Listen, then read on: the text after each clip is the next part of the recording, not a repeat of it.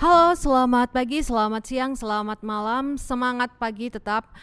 Assalamualaikum warahmatullahi wabarakatuh, mahasiswa-mahasiswi yang kita banggakan semua di sini. Bagaimana kabarnya? Semoga kalian semua tetap selalu sehat, tetap selalu semangat dimanapun berada. Oke teman-teman, ini adalah pertemuan terakhir kita di mata kuliah pengantar akuntansi setelah melalui jalan yang berliku-liku dari awal pertemuan sampai sekarang di pertemuan terakhir ini.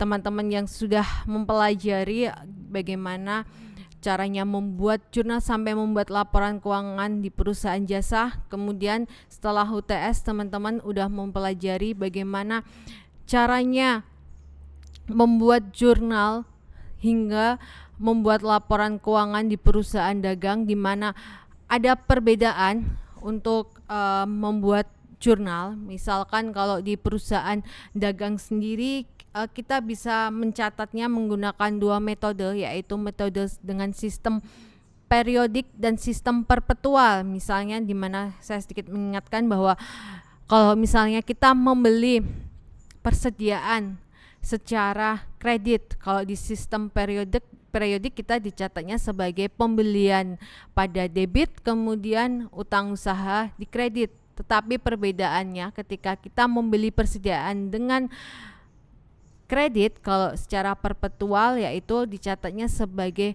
persediaan di debit, kemudian utang usaha di kredit.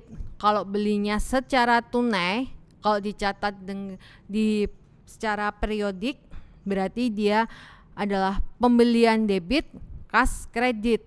Tapi kalau dia membelinya secara tunai dan dicatatnya dengan perpetual, berarti persediaan debit kemudian kas kredit. Itu untuk transaksi pembelian.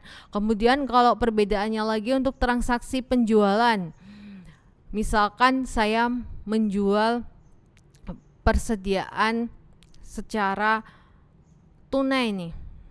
Jadi klien pembeli kita membayarnya tunai. Berarti kalau dicatatnya secara periodik berarti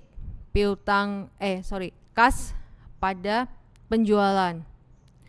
Tetapi kalau dicatatnya di perpetual itu harga pokok penjualannya juga dicatat. Misal saya menjual persediaan senilai 4 juta dengan harga pokok penjualannya adalah 2.500.000, maka kita mencatatnya adalah kalau misal kita si pembelinya bayarnya nyicil, berarti kita mencatatnya adalah piutang usaha pada penjualan.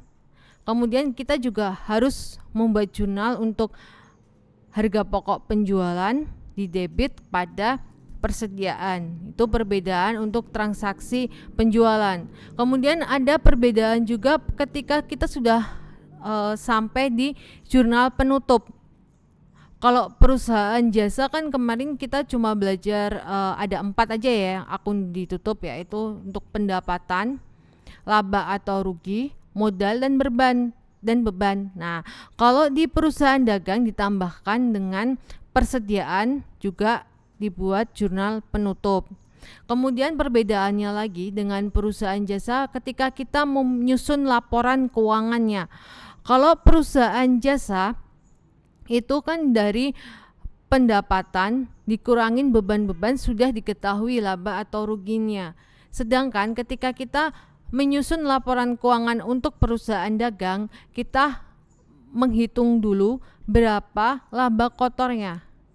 Dan kemarin pada saat kita belajar di pertemuan sebelumnya, untuk menyusun laporan keuangan dari perusahaan dagang sendiri itu menggunakan dua metode, bisa menggunakan metode secara langsung dan tidak langsung. Kemudian kalau perusahaan dagang itu kan harus ditulis dulu nih. Kalau di perusahaan jasa kan kalau kita menjual jasa maka dicatatnya sebagai pendapatan jasa, sedangkan kalau perusahaan dagang itu dicatatnya sebagai penjualan. karena kita menjual barang dagang. Kemudian dikurangin dulu dengan harga pokok penjualannya, baru dapat hasilnya laba kotor, dikurangin dengan beban-beban, baru diperoleh laba bersihnya berapa. Itu perbedaan dalam menyusun laporan keuangan perusahaan jasa dengan perusahaan dagang. Dan contohnya dari perusahaan dagang sendiri seperti ada Informa, kemudian Carrefour, Indomaret, Alfamart. Nah, itu beberapa contoh dari perusahaan dagang. Setelah teman-teman kemarin mempelajari siklus perusahaan dagang, teman-teman juga mempelajari bagaimana cara menghitung dari depresiasi aset tetap dengan menggunakan 3 metode, yaitu pertama adalah metode garis lurus, di mana dia menghasilkan jumlah penyusutan yang sama untuk setiap tahunnya dengan rumus biaya dikurangi nilai sisa, kemudian dibagi dengan umur manfaatnya. Kemudian ada juga metode unit produksi, di mana teman-teman dalam menghitung depresiasi harus melalui 2 tahap dulu, menghitung penyusutan per unitnya berapa, baru mencari beban penyusutannya. Nah, dari kalau udah dapat penyusutan per unit, kemudian dikalikan dengan kapasitas yang sudah digunakan berapa, baru ketemu beban penyusutannya. Kemudian ada lagi menggunakan metode saldo menurun ganda atau double decline di sini, di mana sebenarnya ini adalah 2 kalinya hasil penyusutan dari garis lurus untuk persentasenya. Misalkan kalau dia aset tetap ini mengalami penyusutan 8 tahun nih. Berarti kan kalau metode garis lurus 100% dibagi 8, 12,5% ya per tahunnya teman-teman. Sedangkan kalau metode saldo menurun ganda ini, dia 2 kali dari garis lurus tadi, 2 kali 12,5%, jadinya 25% per tahunnya. Itu untuk metode saldo menurun ganda. Jadi setelah UTS ini teman-teman sudah mempelajari tentang depresiasi aset tetap dan siklus perusahaan dagang. Dan semoga teman-teman setelah mempelajari pengantar akuntansi ini bisa bermanfaat untuk mendukung belajar di mata kuliah akuntansi selanjutnya. Seperti kalau dari jurusan akuntansi untuk mendukung belajar akuntansi keuangan menengah, akuntansi keuangan lanjutan, dan teman-teman semoga lancar terus untuk UAS-nya. Semoga mendapatkan hasil yang memuaskan, tetap semangat belajar, jangan pernah menyerah.